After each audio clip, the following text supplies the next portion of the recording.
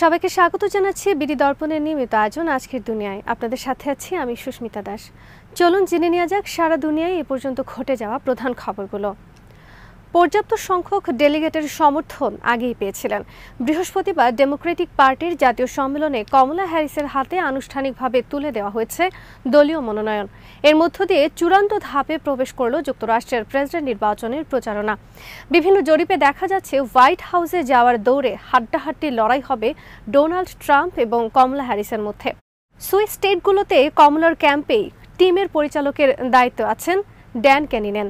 সম্মেলনের ফাঁকে একটি সংবাদ মাধ্যমকে দেওয়া সাক্ষাৎকারে তিনি বলেন, নির্বাচনী লড়াইয়ে মৌলিকভাবে সেই অর্থে কোনো পরিবর্তন আসেনি এবং এটি এখনও খুবই কঠিন লড়াইয়ের জায়গায় আছে।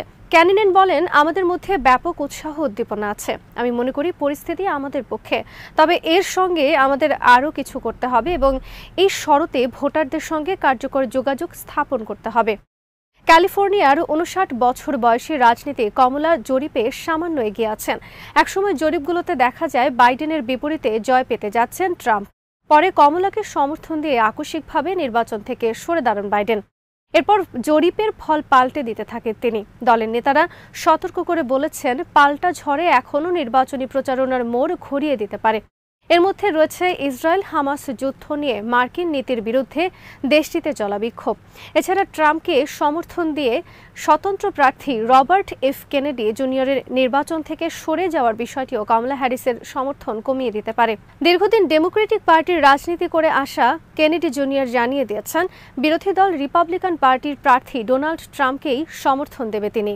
গাজা উপত্যকায় শুক্রবার দখলদার সেনাদের ওপর বেশ কিছু হামলা চালিয়েছে উপত্যকার প্রতিরোধ সংগঠনগুলো। হামলায় বেশ কিছু সেনা হতাহত হয়েছে। এদিন গাজার বাইরে অবৈধ ইসরায়েলি বসতিতেও হামলা চালানো হয়েছে। হামাসের সামরিক শাখা আল কাসাম ব্রিগেডস এক বিবৃতিতে জানিয়েছে, তাদের যোদ্ধারা গাজা সিটির আল জায়তুনে দখলদার সেনাদের সাথে মুখোমুখি সংঘাতে লিপ্ত হয়েছে।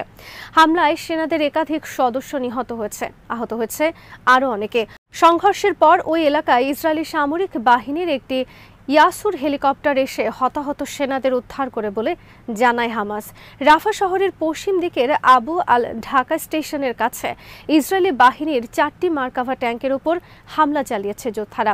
হামলায় আল ইয়াসিন রকেট ও ট্যান্ডেম শেল ব্যবহার করেছে তারা। শুক্রবার বিকেলে রাফা শহরের কামাল আদ ওয়ান স্কুলের ভেতরে অবস্থানকারী সেনাদের উপর দুর্গ বিধ্বংসী টিভিজি দিয়ে হামলা চালিয়েছে আল কাসাম ব্রিগেডস।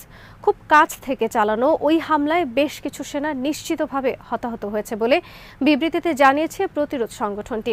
রাফা শহরের আবু সুলতান স্টেশন এলাকার যুদ্ধক্ষেত্র থেকে ফেরা আরেক দল যোদ্ধা জানিয়েছে, তারা সেখানে একটি মার্কাভা ট্যাঙ্কের উপর আল ইয়াসিন রকেটের হামলা চালিয়েছে।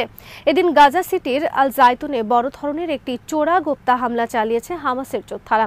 ওই এলাকায় কিছু শত্রু সামরিক যান অগ্রসর হতে শুরু করলে তাদের উপর হামলা করা হয়। এরপর একটি বাড়িতে পুঁতে রাখা বোমার বিস্ফোরণ ঘটানো হয়।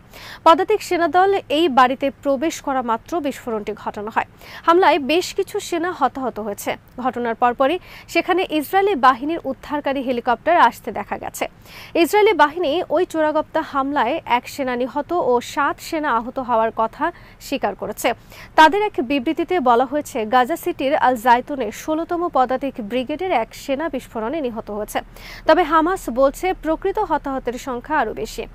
উপত্যকার আরেক প্রতিরোধ সংগঠন ইসলামিক জিহাদের সামরিক শাখা আল কুদস ব্রিগেডস জানিয়েছে, তাদের যোদ্ধারা গাজা সিটির আল জায়তুন এলাকায় দখলদার সেনাদের উপর প্রচণ্ড হামলা চালিয়েছে।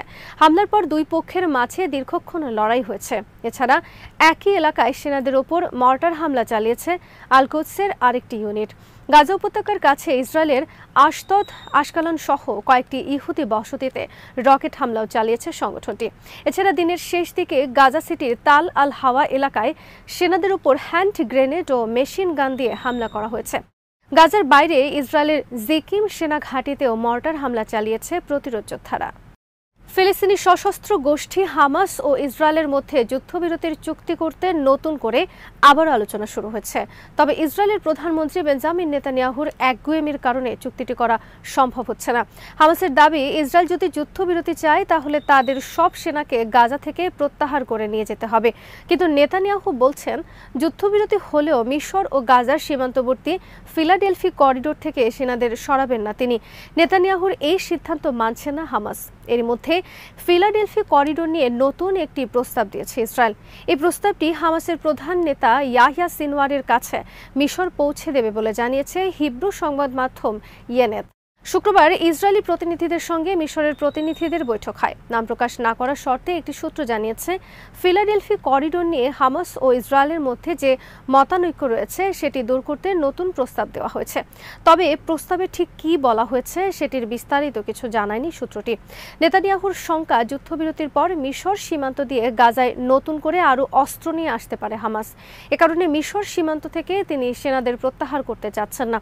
তবে হামাস জানিয়েছে এ ব্যাপারে তারা কোনো ছাড় দেবে না এবং ইসরায়েল সেনা না সরানো পর্যন্ত কোনো যুদ্ধবিরতিও হবে না।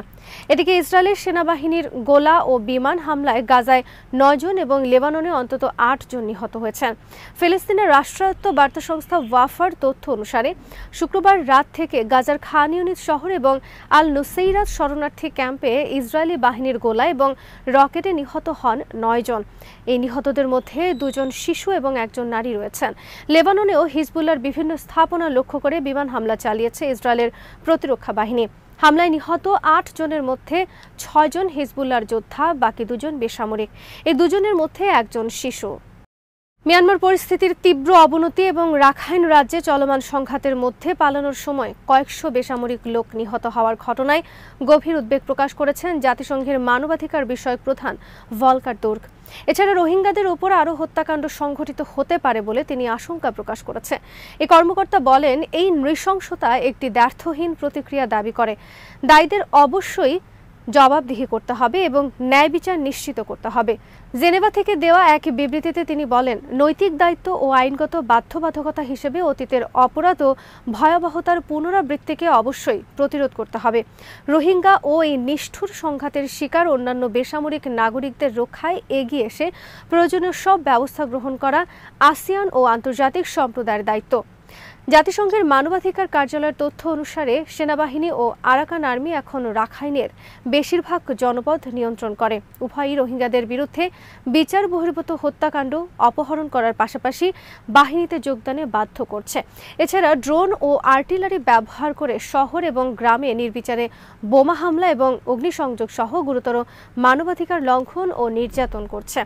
গত 4 মাসে বুথিডং ও মংডু শহর সেনাবাহিনীর কাছ থেকে দখল নিতে আরাকান আর্মির বড় ধরনের অভিযানে হাজার হাজার মানুষ পালিয়ে গেছে, যাদের বেশিরভাগই রোহিঙ্গা। গত 5 অগস্ট বাংলাদেশ সীমান্তবর্তী নাফ নদীতে মারাত্মক ড্রোন হামলায় অনেক লোক নিহত হওয়ার খবর পাওয়া গেছে। তবে কারা এই হামলার জন্য দায়ী তা এখনো স্পষ্ট নয়।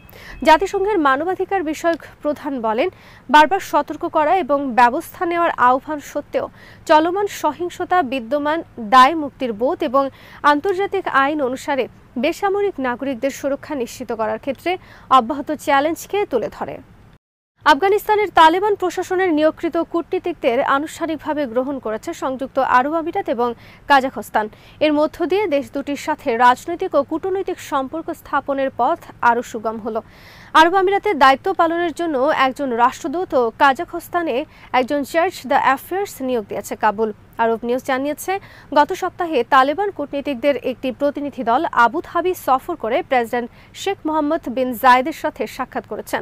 আফগান পররাষ্ট্র মন্ত্রণালয়ের এক বিবৃতিতে বলা হয়েছে, আবুধাবিতে নিয়োগকৃত রাষ্ট্রদূত মাওলানা বদরুদ্দিন হাক্কানি দেশটির প্রেসিডেন্টের কাছে তার পরিচয়পত্র পেশ করেছেন।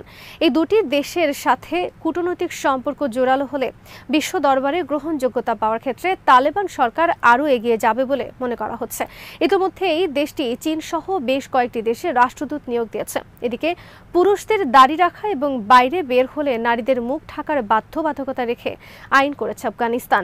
এছাড়াও আরও কিছু বিষয়ে বিধিনিষেধ দেওয়া হয়েছে। তার মধ্যে রয়েছে গাড়ি চালানোর সময় গান বাজানো। গত বুধবার এই 35 ধারার আইনটি আনুষ্ঠানিকভাবে কার্যকর করা হয়। আফগানিস্তানের বিচার মন্ত্রণালয় জানিয়েছে, 2022 সালে দেওয়া সুপ্রিম নেতা হাইবাতুল্লাহ আখুনজাদার নির্দেশনা এবং শরিয়া আইন অনুযায়ী নতুন এই আইনটি করা হয়েছে। এটি কার্যকরে কাজ করবে নৈতিকতা মন্ত্রণালয়।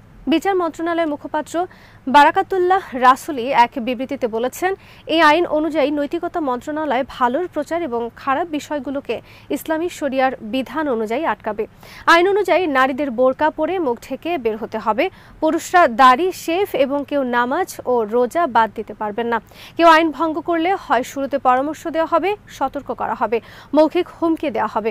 পরবর্তী ধাপে সম্পত্তি বাজেয়াপ্ত করা, 3 থেকে 4 দিন কারাদণ্ড দেওয়া হবে এবং প্রয়োজনীয় শাস্তি দেওয়া হবে। আজ এখানেই শেষ করছি। সবাই ভালো থাকুন, সুস্থ থাকুন আর দেখতে থাকুন বিডি দর্পণ। চ্যানেলটি ভালো লাগলে সাবস্ক্রাইব করুন, সংযুক্ত থাকুন আমাদের ফেসবুক পেজে।